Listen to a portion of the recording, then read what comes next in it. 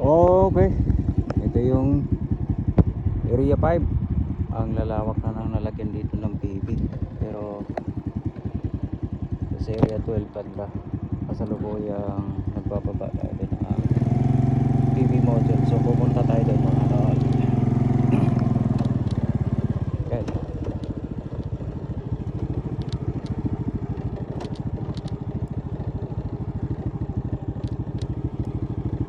Sorry po, delikado.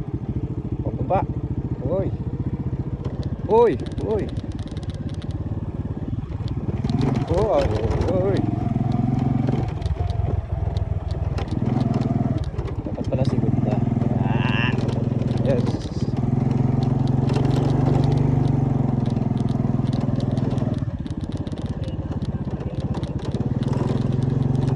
Tuloy-tuloy dito yung PB installation sa part na ito. Area 5 pa rin. Sunod yan Area 6 doon sa dulo.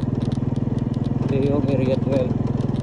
Ang dami nakastock dito na tuloy-tuloy yung installation dito ng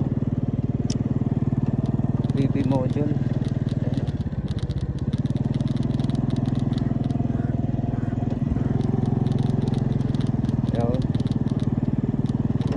Yan yung Area 11 sa baba na part.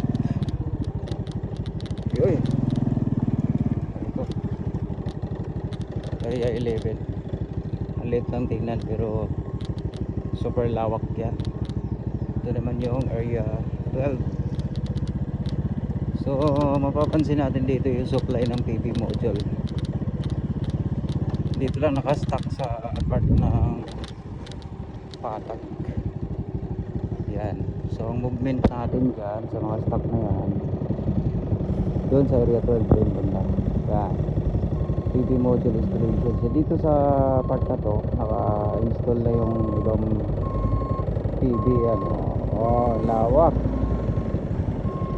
So doon yan na suporta dito din sa area. Anong area ba to? Nalimutan ko na sa dami. Area 5 pala to. Dito banda. Ayan. So puro PB module installation yan. Mapapansin natin buo na yung mga MS. Doon sa kabila kasalukuyang nag-EMS tayo dyan. So, yan naman ay Area 13. Yan. So tuloy-tuloy yung MS installation. Actually alas 6 na ngayon ng hapon pero tuloy-tuloy pa rin sila sa pag-install. Ayan o, gumagalaw pa yung tao, buhay pa. So overtime din sila, tuloy-tuloy. So ginagawa natin, overtime din tayo sa pag-i-stock ng mga magagamit nila, ng mga materyales. MS part and PB part. So naman sa part na yon, MS materials yung in-stock natin dyan. Yan, tuloy-tuloy yan doon sa Area 4. Yung part na yan may mga PB module na naka-install. Area 4 yan, that part. So makapikit na yan Area 12 tsaka 4. Ade, 13 tsaka 4.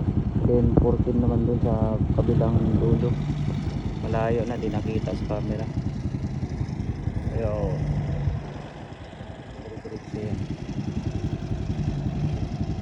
Ito yung PB module na kasalukuyang binababa mga. At mamburao tayo ng tubig dito. Uhaw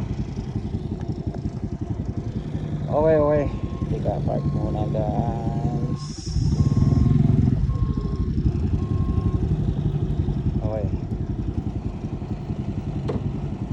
So ito yung boom truck na nagmumula yan doon sa may mga part doon tsaka doon, yun yung stockan.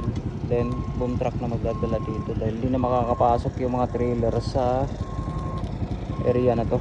Sobrang na kasi to, medyo challenge.